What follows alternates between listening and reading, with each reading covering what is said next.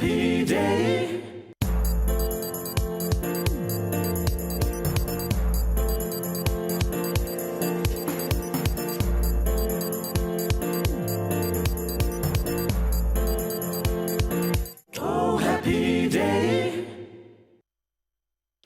Mirëmëngjesi, mirë se vini në Happy Day dhe për këtë të jetë 8 shtator do zhjemi bashkë nga tani në orën 8 të mëngjesit dhe deri në orën 10. Keni 2 orë bashkë me programin tonë për të informuar, për të parë çfarë ka ndodhur dhe sigurisht për të dëgjuar edhe kuriozitete interesante, tema interesante të cilat kanë shënuar kohën aktuale. Mirë, sot besoj shumica nga ju nuk janë në punë, lum juve, sepse është fest shtetërore dhe është 31 vjetore nga pavarësia e Republikës së Maqedonisë së Veriut, prandaj është ditë jo pune dhe fest shtetërore. Kështu që ju të shumica nga ju në fakt që punoni në punë shtetërore, nuk do të jeni sot në punë ose në përpunë tjera dhe ku sigurisht është ndryshe nga televizioni dhe duhet patjetër që të shënohet kjo ditë. E tani, për të dëgjuar më shumë se çfarë shënon 8 shtatori për Maqedoninë e Veriut, do të shohim një përmbledhje tjetër që të informohemi sa i përket kësaj teme. Republika e Maqedonisë së Veriut sot shënon 31 vjetorin si shteti i pavarur. Përmes referendumit të 8 shtatorit të vitit 91, vendi u shkëput nga Republika Socialiste Federative e Jugosllavisë. Qytetarët vendosën për shtet të pavarur dhe sovran. E sot vendi është antar i NATO-s dhe pas shumë sfidave, këtë vit filloi negociatat e antarësimit me Bashkimin Evropian. Maqedonia e Veriut pavarësinë e saj e fitoi përmes një referendumi popullor, i cili e shpalli atë shtet të pavarur dhe sovran. Sipas vlerësimeve shtetërore të asaj kohe, mbi 95% të qytetarëve që dolën në referendumin e 8 shtatorit të vitit 1991 ju përgjigjën pozitivisht pyetjes së referendumit: a jeni për Maqedoninë e pavarur me të drejtë të hyjë në fuqi në aleancën e ardhshme të shteteve sovrane të Jugosllavisë? Referendumit në fakt i parapriu deklarata për pavarësi, të cilën parlamenti i parë i Maqedonisë shumë partijake e miratoi më 25 janar të vitit 1991. Formalisht vullneti i popullit për shtet të pavarur ishte konstatuar me deklaratën për pranimin e rezultateve të referendumit më 18 shtator të vitit 1991 në Kuvendin e Republikës së Maqedonisë së Veriut. Pas referendumit të 8 shtatorit të vitit 91, Kiro Gligorov u zgjodh presidenti i parë i vendit.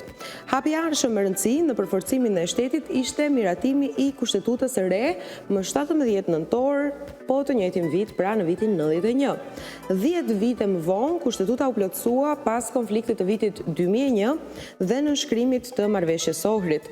Shtetësinë e Maqedonisë e para e njohu Republika e Bullgarisë, pas çfarë pasuan njohjet nga Turqia, Slovenia, Kroacia, Rusia, Bosnia-Hercegovina. Shteti u pavarësua monetarisht me vendosjen e denarit më 26 prill të vitit 1992.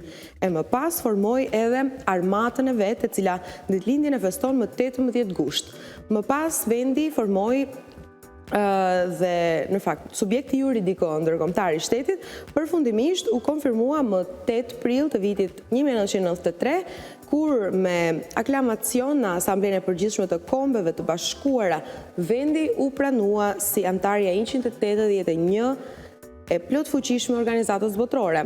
Por për shkak të kundërshtimit dhe presionit nga ana e Greqisë, e cila nuk e pranonte emrin kushtetues të Republikës së Maqedonisë, antarësimi në OKB u bë nën referencën e përkohshme ish Republika Jugoslave e Maqedonisë.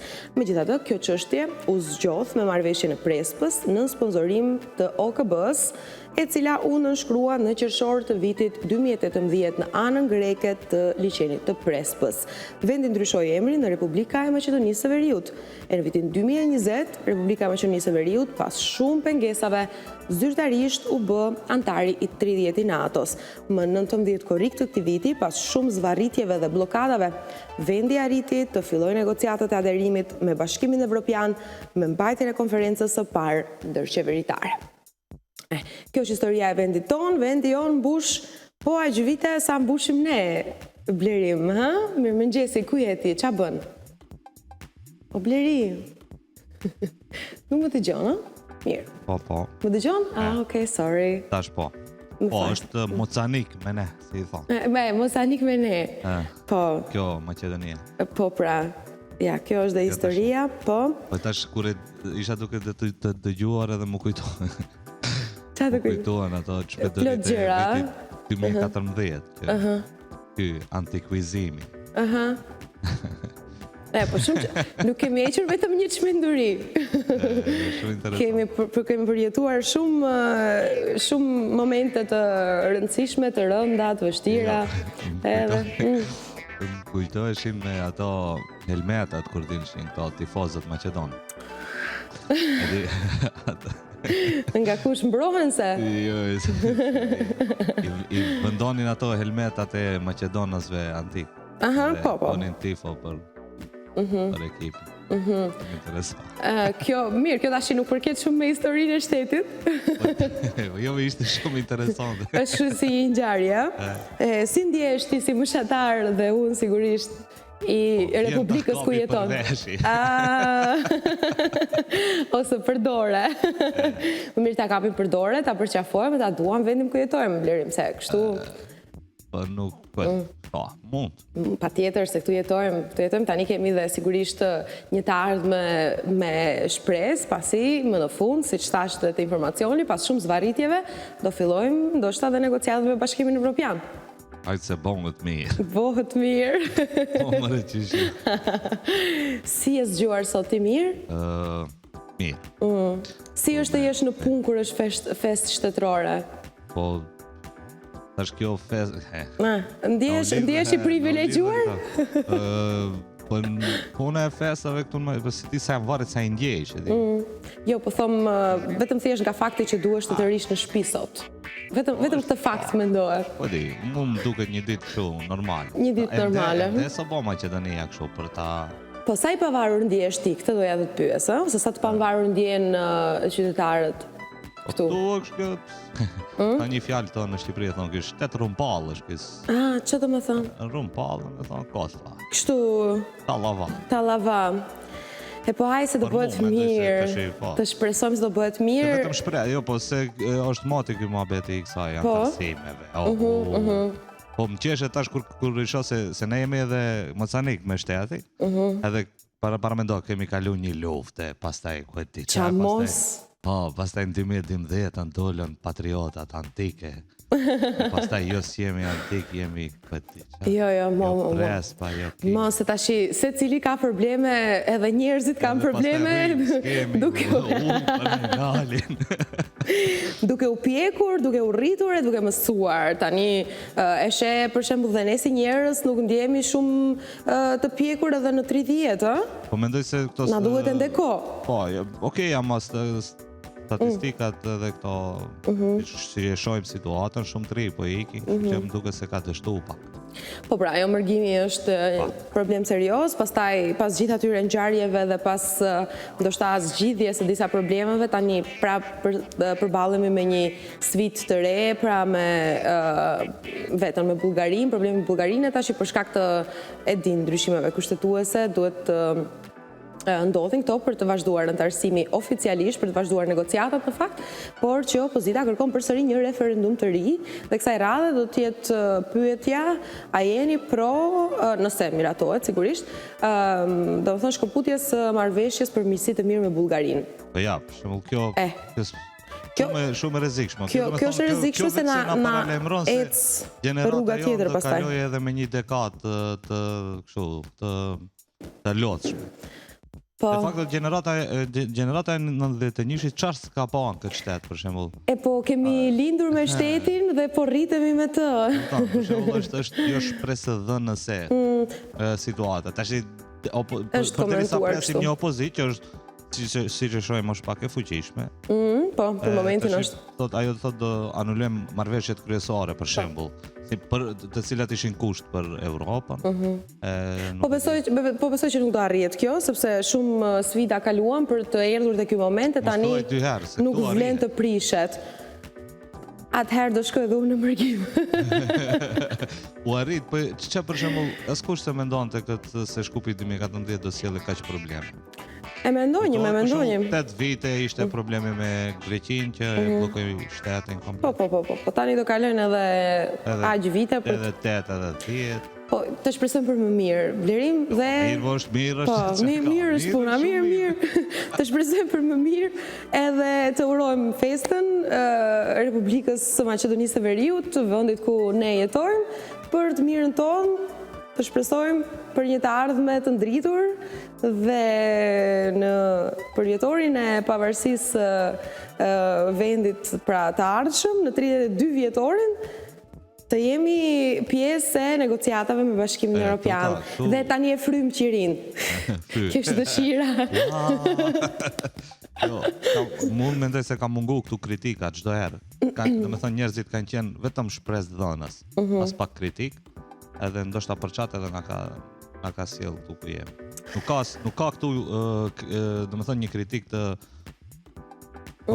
si të them, të shëndetshme, ashtu të reale. Për shembull për gjendjen para mendoj gjitha këto politika, po pastaj edhe kanë qenë investimet mëdha gjatë këtyre viteve nga Europa, nga Amerika, për shembull fondacione ka pas. Nuk ka qenë ky vend aq keq me financiarisht sa për gjendjen të cilën jemi. Sa që është tani.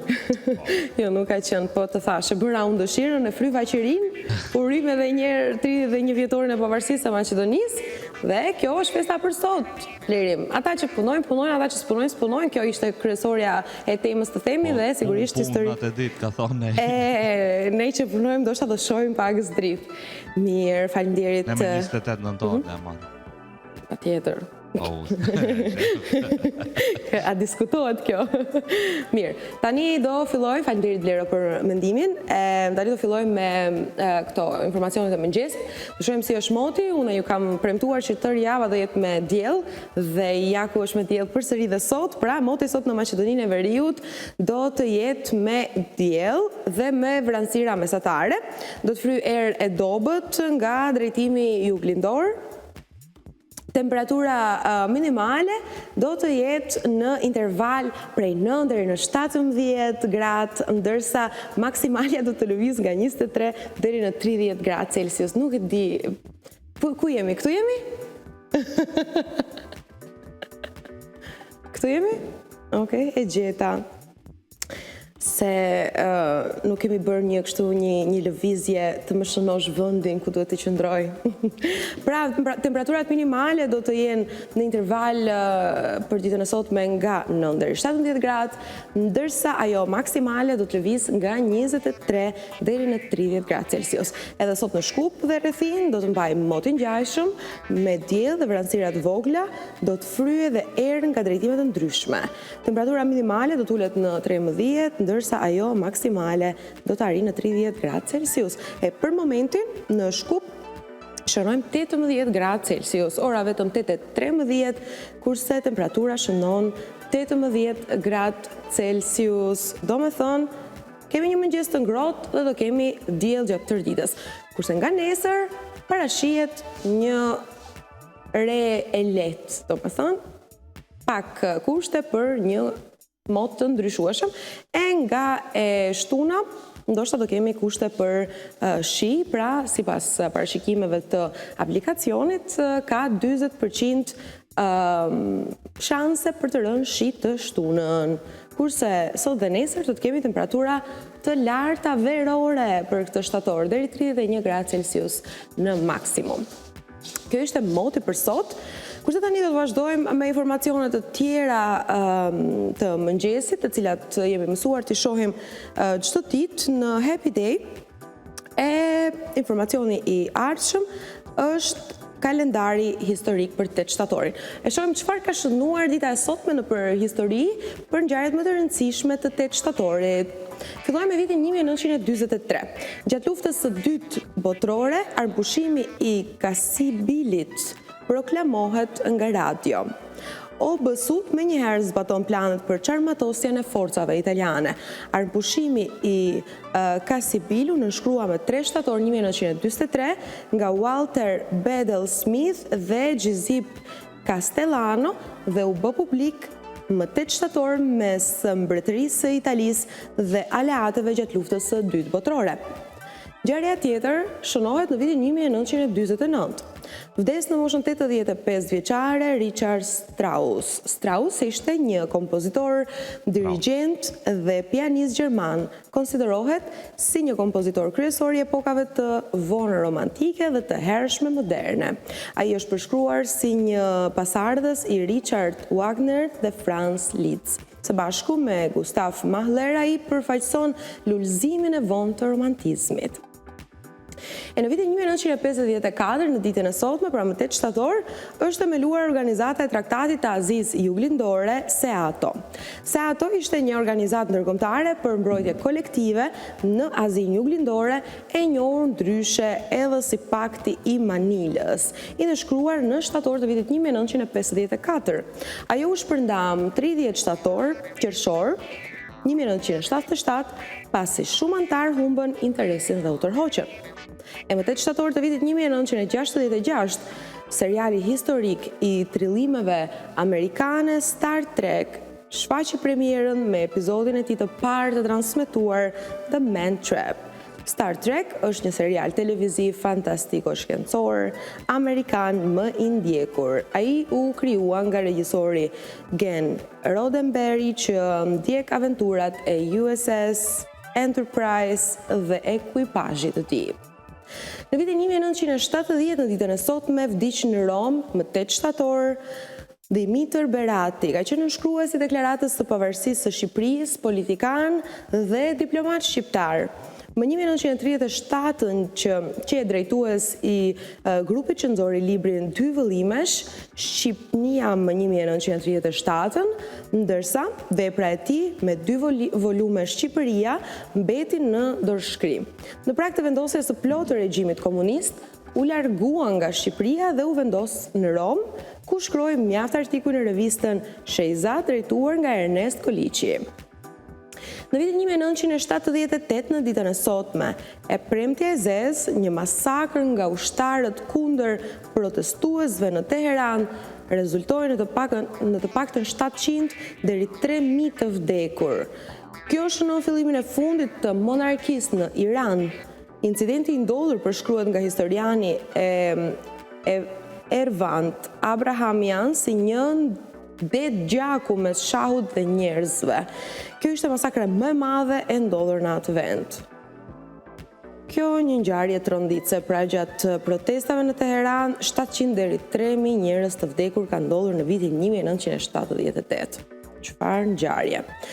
1979, në ditën e sotme, lind në Pennsylvania Pink. Pink është një këngëtare, kompozitore, aktore, producente dhe modele amerikane, e njohur për zërin e saj të veçantë, të vrazhtë dhe praninë skenike akrobatike. Pink ka shitur mbi 90 milion rekorde në të gjithë botën, duke e bërë atë një nga artistët më të shiturat të muzikës në botë. Viti 1991, në ditën e sotme, Republika e Maqedonisë shpall pavarësinë nga Jugoslavia. Maqedonia e Veriut mbeti pothuajse e paprekur përmes luftrave në ish Jugosllavi të fillimit të viteve 90. Disa ndryshime shumë të vogla në kufirën e saj me Jugoslavinë u ra dakord për të zgjidhur problemet me vijën e demarkacionit mes dy vendeve. E në vitin 2016 është ngjarja e fundit që ka ndodhur në 8 shtator dhe që është shënuar në kalendarin historik.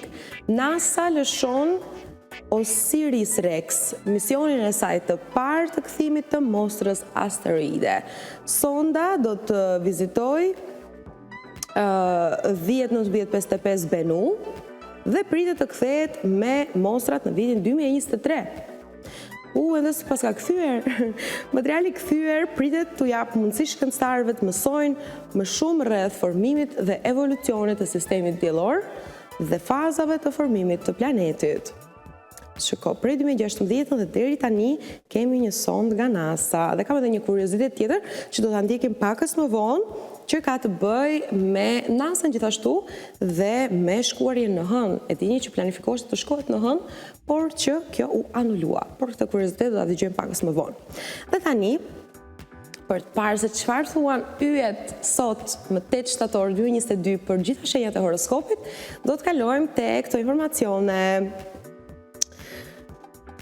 Dashi, për shkak të kundërshtimit të Saturnit me Merkurin, sot do të jeni të rrezikshëm vetë dhe do të ndërmerrni edhe rreziqe. Nëse keni një lidhje, vetëm ideja që partneri po ju kufizon në shumë gjëra do ju brengos dhe mund të shpërtheni. Asnjë moment qetësie nuk keni për të pasur sot. Ju beqarët nuk do të tregoni të kujdesshëm dhe do të hidhni hapa që do të sjellin pasoja të rënda për të ardhmen. Në punë nuk do arrini dot ku doni për shkak të mos qëndrimit tuaj dhe do ngriteni gjatë gjithë kohës me kolegët. Bëni kujdes sepse shefat po ju vërej nga lart dhe mund të marrin masa, parat do jenë të pakta. Demi, sot do jeni gati t'i hidhni sipër kujdo, që do t'ju pengoj, apo që do të mundohet t'a prek lirin që keni. Jeta juaj në qift do t'jetë e paqëndrueshme në mëngjes, por me kalimin e orëve do të ndjeni më të qetë, do keni diskutime më të gjata me partnerin dhe do të reflektoni të dyja palët për gabimet e bëra. Ju beqarët, çfarëdo që të bëni, nuk do të arrini dot ta ndryshoni statusin. E në punë do të keni një marrëdhënie goxha konfliktuale me kolegët dhe kjo gjë do t'ju shpërqendrojë nga objektivat që keni. Aq shumë nuk do i dhuroni dot ata, saqë mund të mendoni edhe për të ndryshuar punën përfundimisht. E finansat të jenë goxha më të mira. Dhe do ju ndihmoj të gjeni zgjidhje në çdo problem. Sa mirë.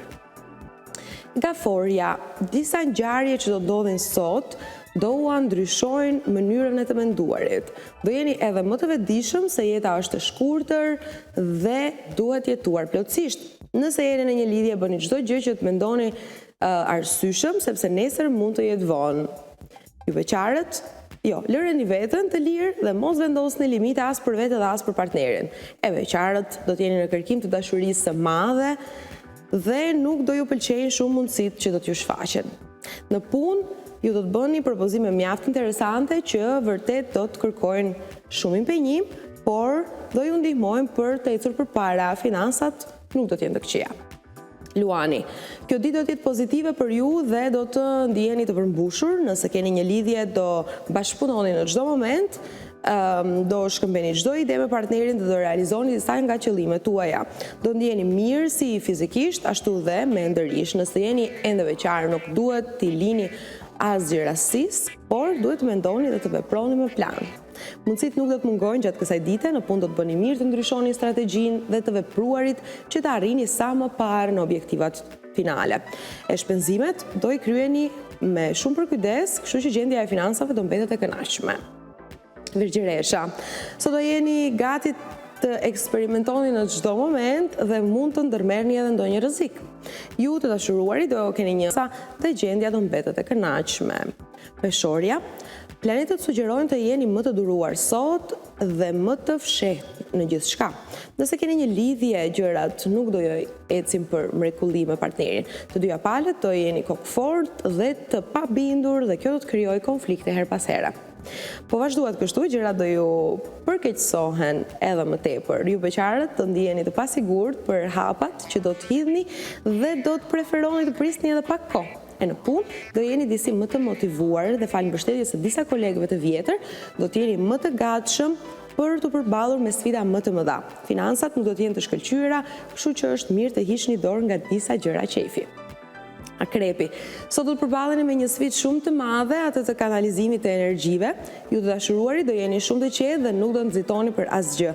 Edhe pse partneri nuk do t'ju kushtojë rëndësinë e duhur, ju nuk do të mërziteni, por do t'regoheni të duruar. Ju beqarët duhet ndryshoni skemën e zakonshme të joshjes në mënyrë që të arrini sa më parë të bëni për vete një person.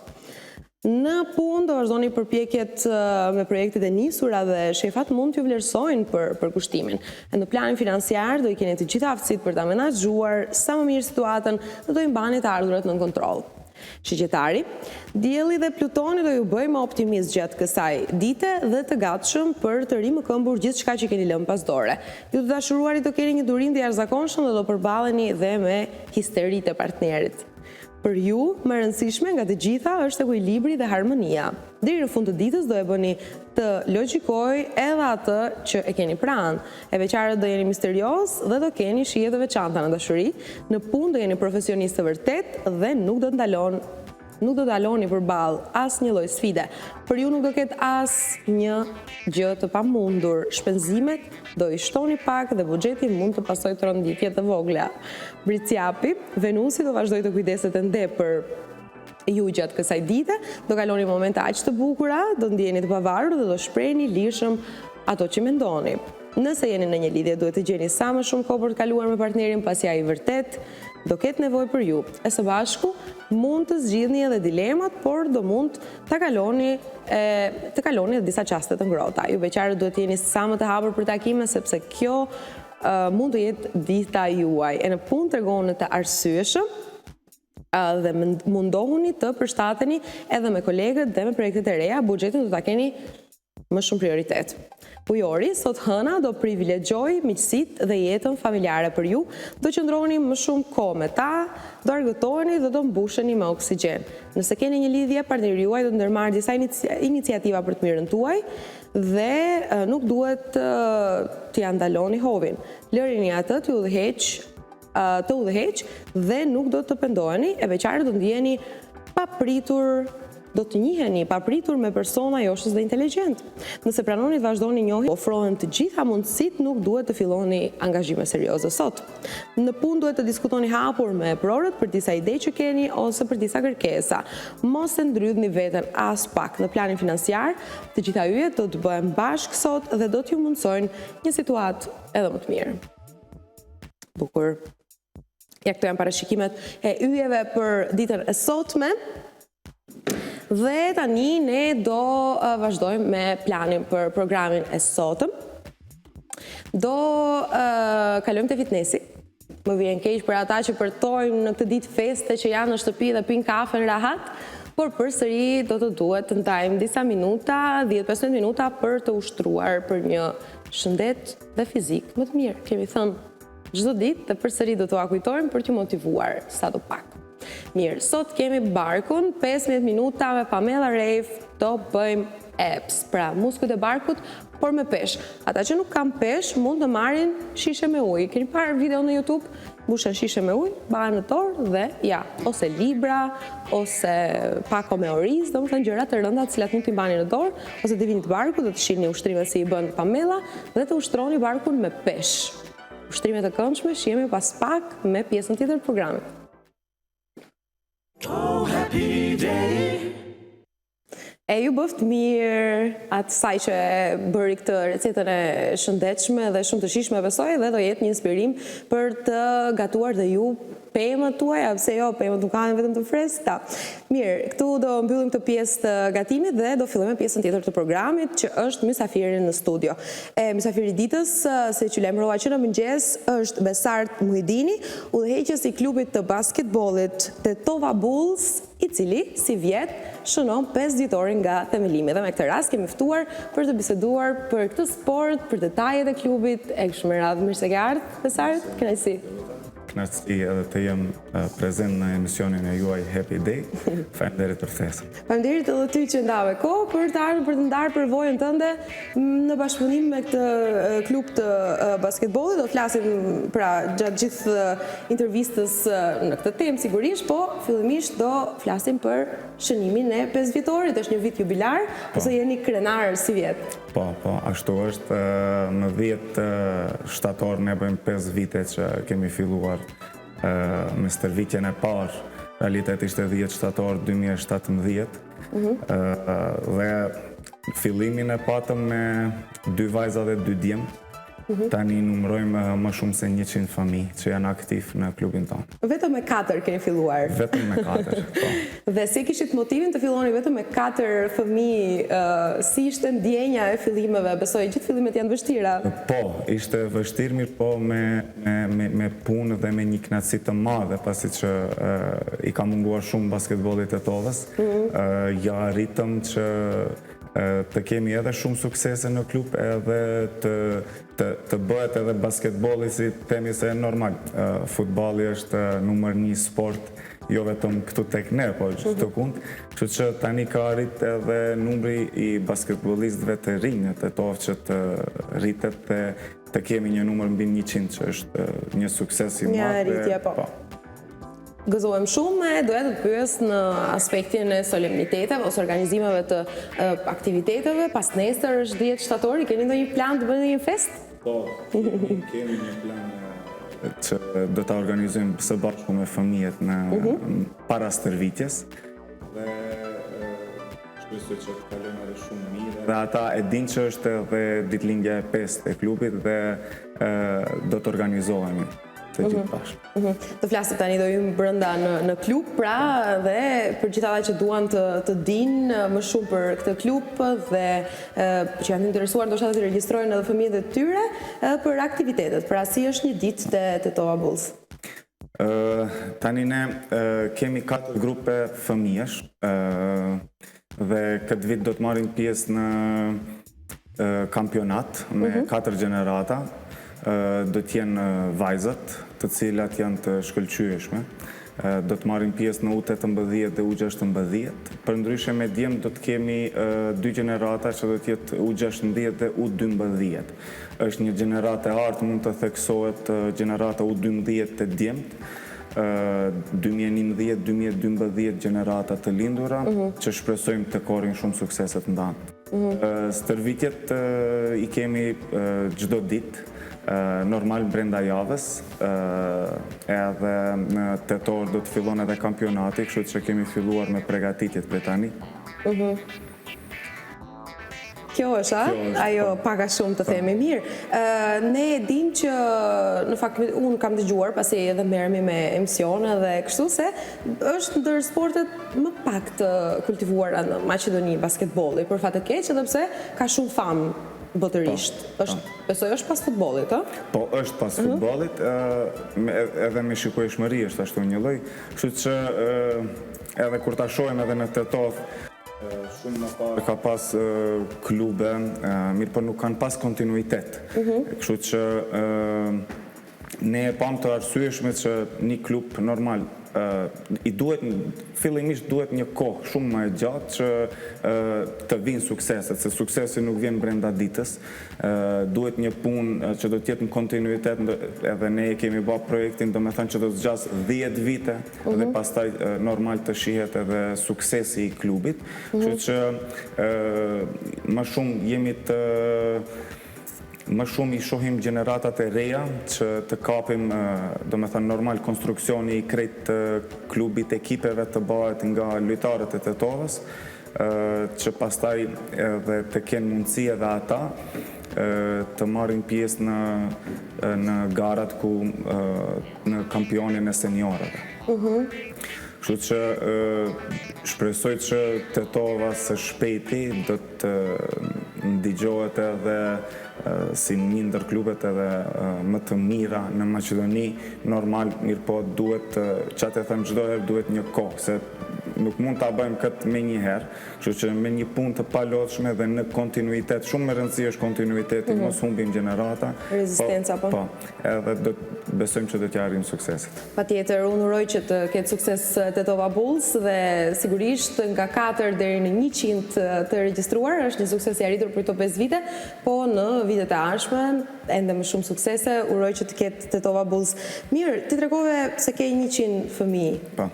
Sa djemë, sa vajza? Ka vajza që luajnë basketbol në Tetov? Po, ka vajza dhe janë shumë të suksesshme. Vajza, do me thënë tash numërojmë 36 vajza. Djemët, pjesa tjetër janë të djemëve. Ja, ku janë vajza duke luajtur basketbol? Po, janë të shkëlqyeshme. Vitin e kaluar vajzat arritën deri në qerek finale të Maqedonisë.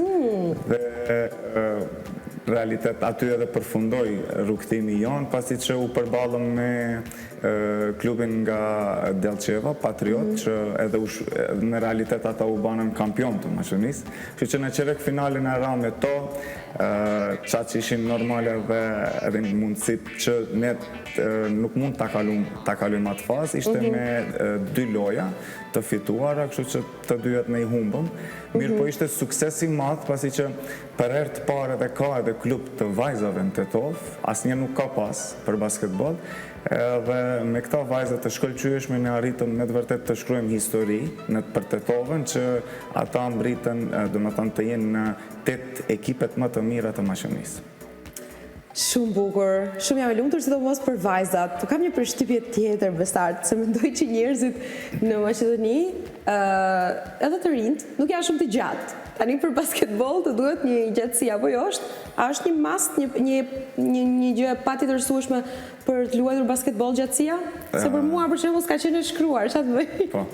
Realitet është lartësia lun rol shumë të madh në basketbol. Nuk mund ta mohoj këtë gjë, se ndokush thot nuk ka lidhje teknika, strategjia lojës apo. Mirë, po nuk mund ta mohojmë lartësinë, sidomos kohën e sodit ku edhe tani basketbolli luhet me 5 lojtarë, çdo kush e ka pozicionin e vet. Mirë, po i shohim që edhe tani edhe udhëheqësi i lojës, që është playmaker të në ekipen, kërkojnë lartësi të madhe të ketë, domethënë sa ma shtatlartë, sa ma i mirë është se mirë, po çka i nevojitet lojtarit që ka lartësi më të ulët, normal i duhet shumë më shumë punë që ai të jetë më i suksesshëm se sa ai që është më i gjatë. Mirë, po normal, çdo lojtarët e lartë kanë një avantazh. Ose duhet ky më i shkurti ose duhet të jetë të hidhet më shpejt, më shumë. Të jetë edhe mos them, po 2 herë më i mirë se ai. O fatkeqësisht, që nga një patjetër. Po, mirë, po nuk do të thotë mundet, çdo herë thon, mundet edhe të, domethënë, lartësia është shumë e diskutueshme, nuk mund çdo herë të themi tamam të saktën, mirë, po çdo një ekipi të nevojitet edhe lojtari i lartë, edhe lojtari i ulët, prap se prap. Që jo është, tash lartësia, mirë, po gjatë 5 viteve edhe në karrierën time çdo herë kemi vërejt që të gjithë që janë të lartë, domethënë kanë një avantazh të madh. E kanë një avantazh, po në Tetov ka njerëz të gjatë, këtë doja të them. Ka njerëz që i përmbushin këto kushte? Në realitet kemi.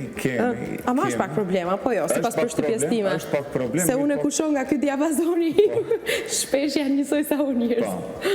Mirë, po kemi domethënë edhe në U16 të djemt kemi domethënë 2 lojtarë janë të lartë, njëri është edhe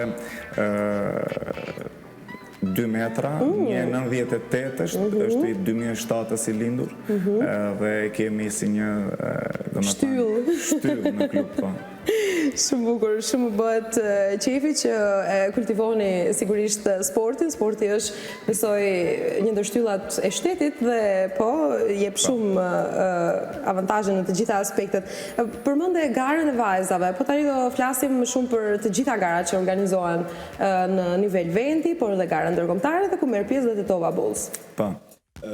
Ne përndryshe në kampionat në Maqedoni marrim pjesë me të rinjt. Vitin e kaluar patëm edhe një ekip seniorësh tek djemt. Edhe aty patëm rezultate të mira, mirë, po këtë vit nuk do të garojmë me ekipën seniorësh, me djemt, kështu që më shumë pse është një pyetje shumë në vend dhe ka, domethënë, është një temë shumë e gjatë që mund të diskutohet, mirë, po normal, të kesh ekip seniorësh, duhet një të kemi, domethënë, kërkon suport të madh, kërkon kushte që të arrihet ajo, pasi që edhe normal ekipa seniorësh ka harxime shumë të mëdha. Dhe suporti në realitet ka munguar. Nuk është dhe aq i mirë. Nuk është dhe aq i mirë. Ka munguar, kështu që por edhe kushtet. Se normal basketbolli tash si sport, si çdo një sport, futbolli si luhet nëpër stadione jashtë, basketbolli, handbolli, voleybolli, çdo një sport i ka kushtet e veta dhe çka nevojitet njëri në palestër. Dhe tash ne e banëm, domethënë, shikuam që në qoftë se ne edhe me ekipin seniorës të djemve të mishkujve, domethënë, do të arrijmë, edhe do të kemi suport në klub, do të ballafaqoheshim edhe me një problem të madh tjetër, që do të jetë palestra. Nuk mund të garosh në kampionat në qoftë se nuk ke palestër që i plotëson kushtet, si që është një platformë, do me thënë të ketë parket dhe platformë palestër, për fat keq që në Tetov nuk e kemi këtë. Asnjë palestër nuk ka platformë ose? Në Tetov nuk ka pasur më para një palestër që është në qendrën sportive, mirë po nuk është në funksion më. Ka 2 palestra tjera që janë me target, mirë po edhe ato edhe janë larkë klubit? Larkë edhe qytetit, mirë po edhe ata nuk i plotësojnë kushtet. Kështu që dal nga dal shpresojmë që do me thënë ëndra e klubit, edhe ëndra ime po ashtu është që ne të kemi një ditë edhe shtëpinë tonë. Palestrën tuaj, shtëpinë tuaj me gjitha kushtet.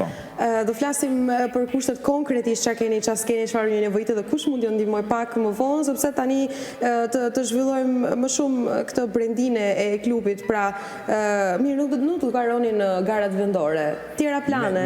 Me ekipën seniorëve, me të rinjt, po se po do të garojmë. Ne përndryshe marrim pjesë edhe në kampe. 3 vite me radh jemi në kampin e Gjidi Osmanit, që është lojtar i Cleveland Cavaliers në NBA. Kampet mbahen në Turqi, me të vërtet janë kampet tepër të mira me trajner shumë të njohur të Turqisë, dhe kjo u mundson edhe fëmijëve që normal kampi nuk është vetëm të shkojmë atje, nuk është vetëm stërvitje, të bëjmë gara, të luajmë loja, mirë po është shumë gjana, shkëmbim, socializim. Ashtu, socializim, përfitojnë fëmijët shumë gjana, kështu që edhe ne sigurisht do t'i shikojmë edhe në pamjet, të shojmë të kërkojmë regjia pamjet. Edhe aty ka do me thanë do fotografi që do të mund t'i tregojmë, do me thanë mund se kënë të kemi takuar, është për fëmijët fillimisht është një knatësi të kenë të mund të kalojnë kohë me yjet e NBA, po ashtu edhe me Kenan Spahiu, që është në mburemi do me thanë si shqiptar që e kemi, është Kenan Spahiu, ku fëmijët patën edhe mundësi të takohen me të, edhe të sidomos njëri nga djemt që e kemi ne, pati mundësi edhe të stërvitit. Kështu që fëmijët me të vërtet u nevojiten kështu kampe edhe çdo gjë. Përjetimet të këtilla. Me të vërtet përjetimet edhe ata thuajnë domethënë që këta do të na ngelin çdo herë në kujtimet tona, se janë me të vërtet momentet që këtu tani mund t'i shohim, këtu kemi dalur me lojtar dhe Gjidi Osmanin në fotografi, këtu në realitet këtu e kemi edhe Kenan Spahiun, të gjithë fëmijët, të gjithë jemi ne ishim një grup për 24, me thënë djemë dhe vajza, ishim në Turqi dhe kaluam me të vërtet shumë bukur. Shumë bukur. Është problem të udhëheqësh një grup prej 20 e më shumë vetash të rinj, sa të interesuar janë, sa duan të mësojnë, se kemi dhe një përshtypje ndoshta të gabuar që të rinjtë ditës së sotme nuk janë shumë të interesuar të mësojnë gjëra ose t'i dedikohen sportit, hobi, diçka. Domethënë nuk janë shumë të punës. Kanë qef më shumë të rinë rahat e kështu me radhë. Kjo besoj që është një tabu që duhet thyrë, sepse të rinë tanë e shohim që punojnë në fakt. Punojnë. Mirë po, ekziston edhe një problematik që të rinë ndodhë, çdo herë edhe ka ndodhë.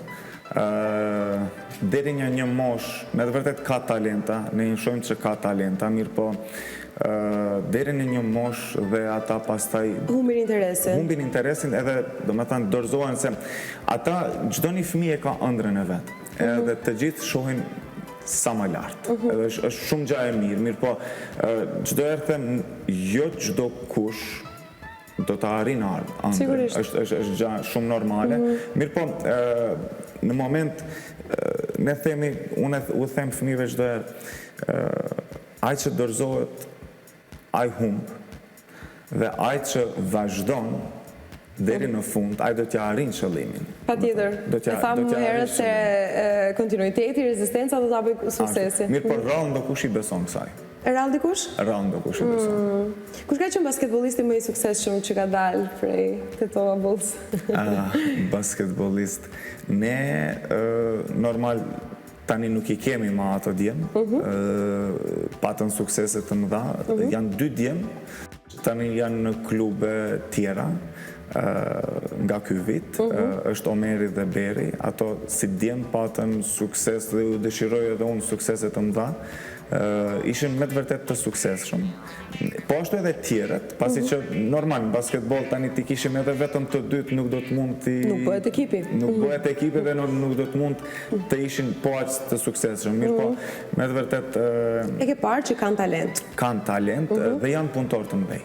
Dhe në qoftë se vazhdojnë kështu, besoj që do t'ja arrin ëndrat e tyre. Mirë, atëherë do flasim tani edhe për garat tjera. Çfarë planifikoni pra për mbetjen e këtij viti? Na prit diçka sa i përket basketbollit vendor, se unë me sportin? Po. Këtë vit e shpreha që do të marrim me të rinjt në kampionat pjesë dhe Kampionat shtetëror. Kampionat shtetëror, po edhe kemi edhe organizime tjera. Kur fillon kampionati shtetëror? Kampionati fillon në tetor. Për ndryshe, organizime tjera do të kemi me klubet të Kosovës, të Shqipërisë, të Turqisë dhe të Italisë. Kështu që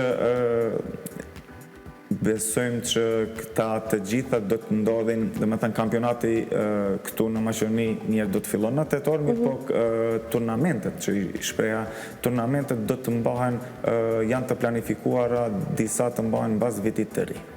Në bazë vitit të ri, pasi që edhe koha normal afrohet, kështu që ma shumë fillimisht i japim rëndësi kampionatit, se shumë me rëndësi. Po, se edhe është për një muaj, më pak se një muaj. Dhe pastaj kemi normal edhe turnamente që do të marrin pjesë, kështu që kemi kontakte shumë të mirë me klubet të Kosovës, po ashtu të Turqisë dhe të Italisë.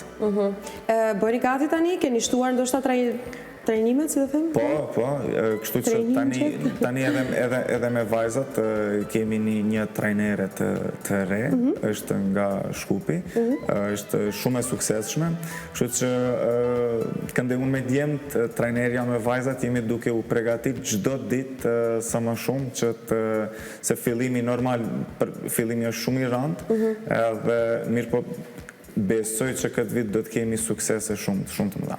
Uroj, ka dhe një formul suksesi për këtë muaj? Duhet të kenë regjim në ushqim, duhet të ushtrojnë më shumë fëmijë? Po, shumë mirë që u përmend ushqimi, për ndryshe si risi edhe ne në klub, kemi edhe nutricionistën tonë. Sa mirë. Ashtu që shumë ju nevojitet fëmijëve. Normal, shumë gjana në varen nga suksesi, dhe më thënë, nuk është vetëm ushqimi, është edhe gjumi. Kur flasim për gjumin, këtu përbalemi edhe me një problem tjetër. Shumë flejnë ose pak flejnë? Tash, fëmit, realitet, dunë të rinë palestër deri shumë më. Dhe nga arsye që gjithë palestrat në Tetov, ne i kemi të shkollave. Lirohen nga ora 7:15 në mbrëmje. Ne kemi një periudhë të shkurt që mund të mbajmë stërvitje natën dhe harxhohet shpejt edhe ngelim ndonjëherë me djemt që i kemi këto të U16-s, djemt pak më të mëdhenj, ngelim pak vonë. Po, prapse them më mirë të jenë në palestër se sa fëmijët për kafene, patjetër. Ashtu, shqyqyr që edhe që i kemi këta, pasi që me të vërtet në qoftë se fëmijët nuk janë të angazhuar me diçka normal që do të dunë të dalin dhe shumë më mirë të jenë palestër. Në njerë edhe fëmijët të thujnë, a ka mundësi ne sonte këtu të flejnë? Me gjithë qef, thonë mirë po... Nuk është e jona dhe tikur. Nuk është e jona, kështë që më mirë të shkojmë në shtëpi. E tash, ushqimi është shumë më rëndësi. Edhe kjo nutricioniste ju bën plane lojtarëve? Ashtu programën e vetë do ta kenë të gjithë fëmijët që se si duhet të ushqehen. Përveç asaj ne normal u flasim edhe për gjumin, po ashtu edhe për shkollën.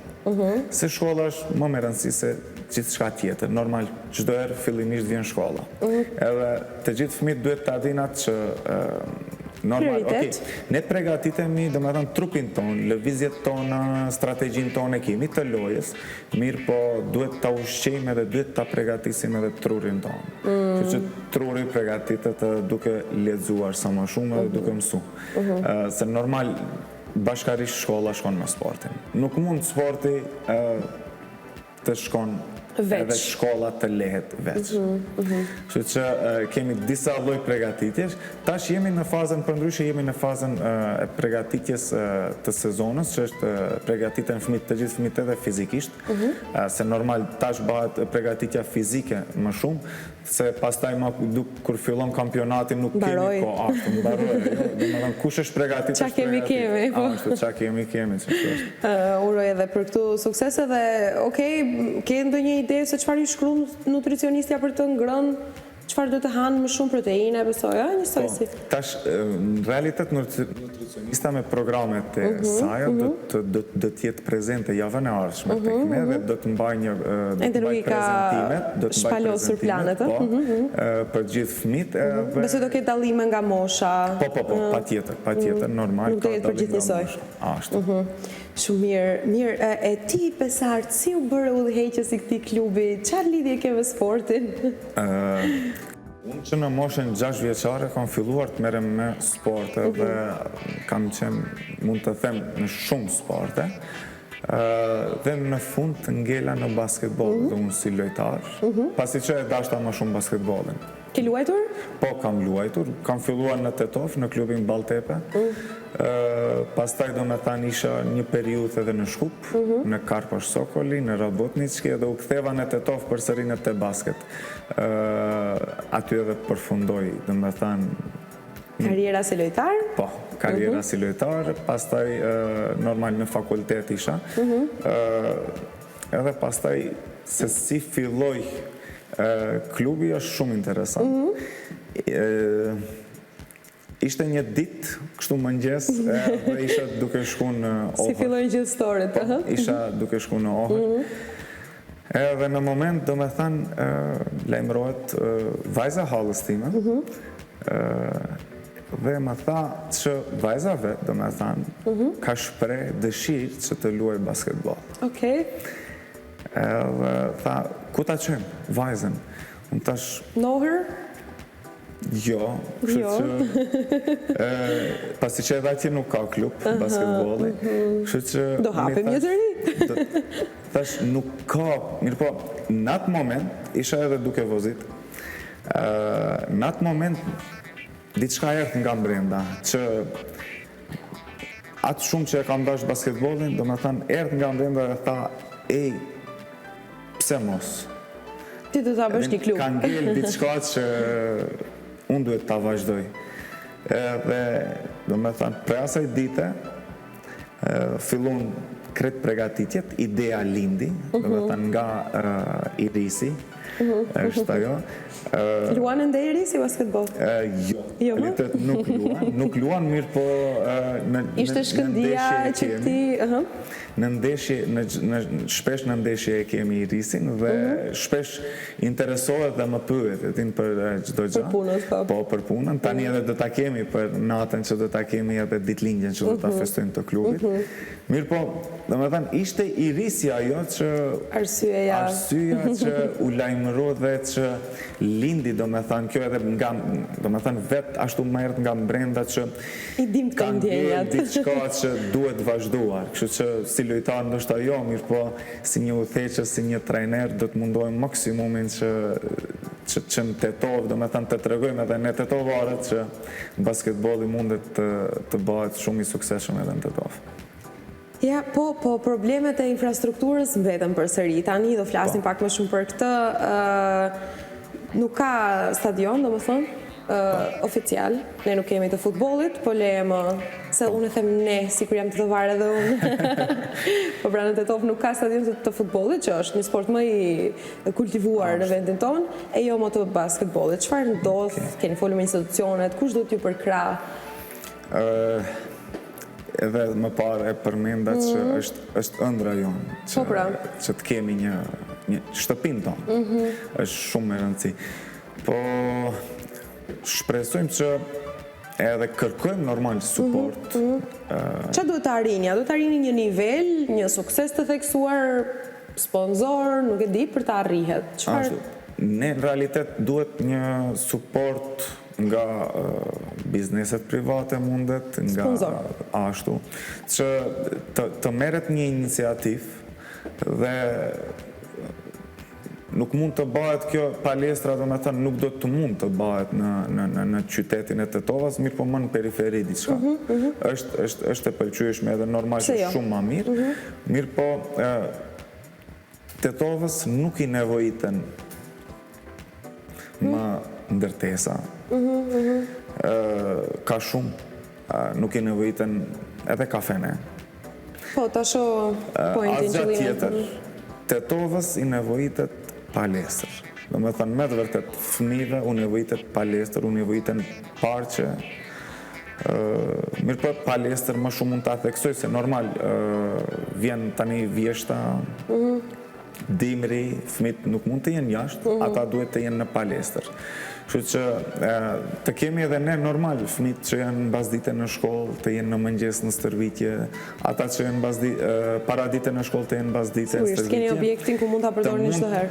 Të mund shumë aktivitete të ndryshme të bëjmë ne në palestër. Shumë aktivitete të ndryshme. Kështu që Deri ku qëndron kjo kërkesë? Ka shpresa?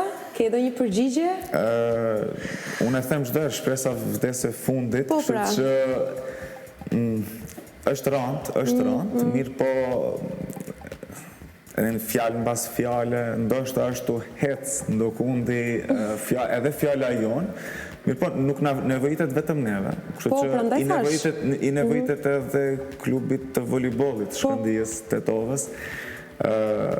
Edhe atyre u nevojitet çdo kujt. Çdo kujt. Mirë po, shpresoj ndoshta do të del ndonjë sportdashës i madh që do ta merr këtë iniciativë, se normal nuk është edhe lehtë, mirë po të gjithë fëmijët e ëndrojnë. E ëndrojnë këtë. Ndoshta edhe më shumë për gjithë edhe unë.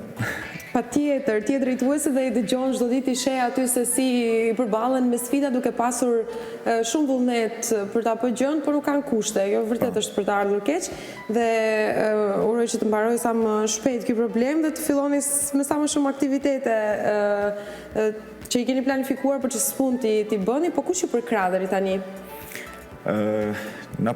Neve do me thënë çdo herë na përkrajnë, kemi print që kanë biznese private të tyre dhe do me thënë supportin çdo herë kemi nga ato. Kështu që edhe i Prindit që i kanë sillur fëmijët të ushtrojnë te Tetova Bulls, edhe kontribuojnë. Edhe kontribuojnë. Kontribuojnë edhe... Prandaj s'të humbi shpresë aty se kjo që ka një gest vërtet. Po, me të vërtet, çfarë themi, mirë që i kemi këta prind, që e duan sportin, që e vlerësojnë sportin. Dhe kështu që me supportin e tyre, ne mundohemi dhe me thënë deri tani. Të mbijetoni edhe të... Po me federatën e basketbollit, me shtetin, si qëndrojnë marrëdhëniet? Mirë. Ne, realisht, klubi jonë, me të gjithë klubet në Maqedoni, qëndron shumë mirë. Bashkëpunoni? Bashkëpunojmë, dhe jemi të hapët për bashkëpuni. Nuk kemi asnjë lloj problemesh as me klubet, as me federatën e basketbollit. Realisht, çka mund të them, federata normal që a mund të bëj diçka më shumë nga ne, për ne, mundet çdo herë, mundet do me thënë të ketë sidomos aktivitete më shumë të ndodhin normal edhe në Tetov, mirë po, kur e themi këtë gjë, do me thënë turnamente të ndryshme që të bëhen në Tetov, përsëri ballafaqohemi me problemin e palestras. Do me thënë, nuk na lejojnë ne kushtet që të bëjmë diçka që të zmadhojmë të rritemi po si klub. Mirë po, në përgjithësi me të gjithë klubet jemi tepër dhe jemi mikpritës çdo herë në çdo një ndeshje, edhe pse ne kemi kundërshtarët tonë, mirë po, sporti është sport. Ne nuk e shohim sportin diçka fëmijët ta urrejnë njëri tjetrin. E shohim sportin që ata të bashkohen. sporti është paqe, do me thënë. Ka bashkuar të gjithë njerëzimin. Kjo është edhe misioni edhe i klubit të Tova Bulls. Mirë, ne përgëzojmë dhe njerë 2 ditë para ditëlindjes për punën që keni bërë, urime, suksese dhe jemi të lumtur sigurisht për gjitha sukseset, sidomos të shqiptarëve në vendin tonë. Dhe faleminderit që ishe pjesë. Faleminderit. Unë kam edhe një hudi që kam një dhuratë për ju. Faleminderit shumë. Që do t'ua jap. Faleminderit shumë. Më të shohim, është një hudi, po si thuhet shqip hudit, një bluzon? Po, mund t'i themi. Po, me këtë shtampin e të Tova Bullsit, Po, edhe kemi edhe një tjetër. Ja, nuk e disa duket. Me logon. Kjo është tjetra. Po. Hajde të shohim ku është.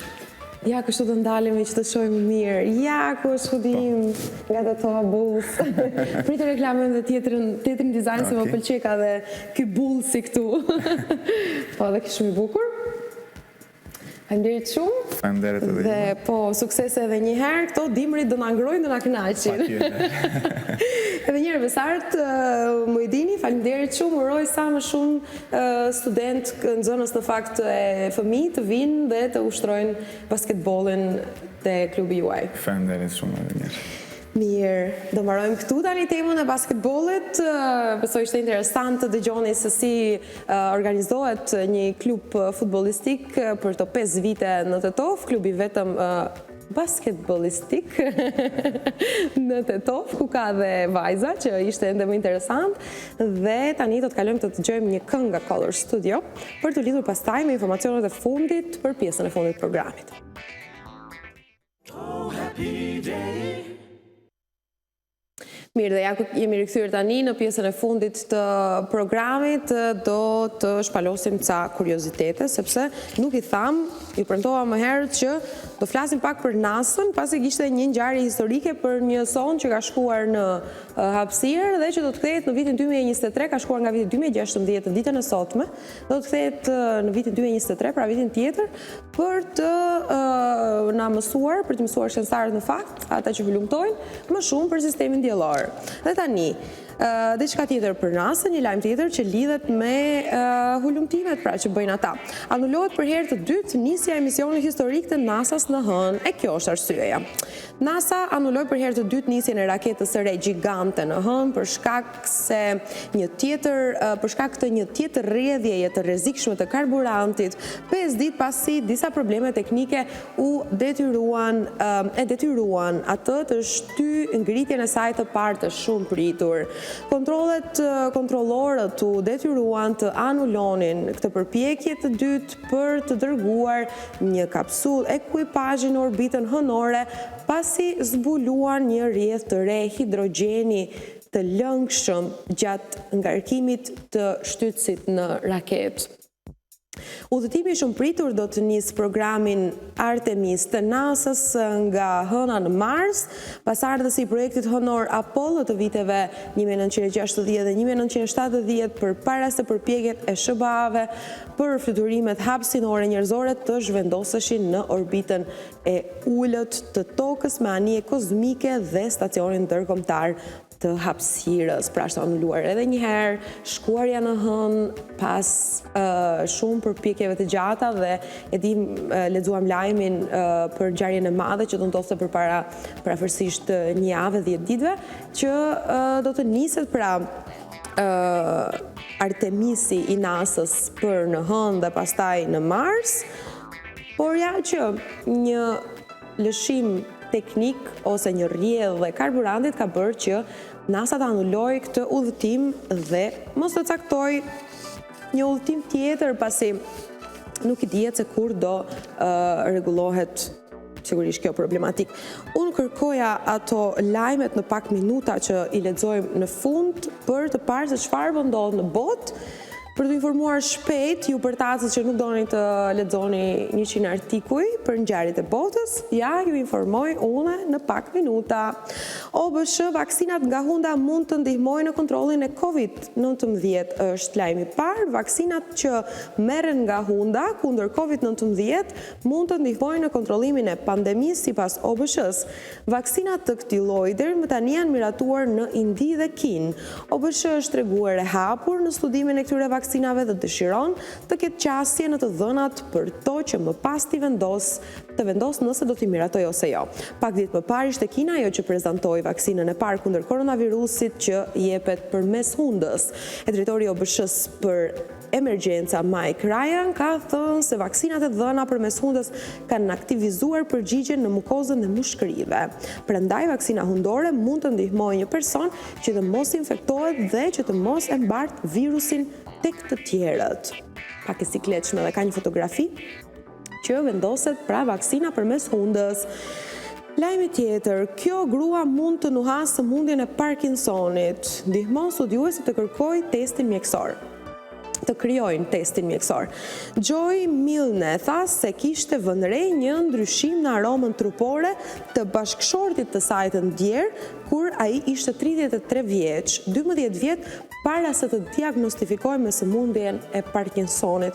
Tashmë gruaja me aftësinë e nuhatjes së sëmundjeve po ndihmon studiuesit të krijojnë një test për të zbuluar sëmundjen. Testi në fakt po perfeksionohet prej vitesh kur studiuesit kuptuan se Joy Milne skoceze sinjalizoi sensin e nuhatjes që mund të zbulonte gjendjen shëndetësore.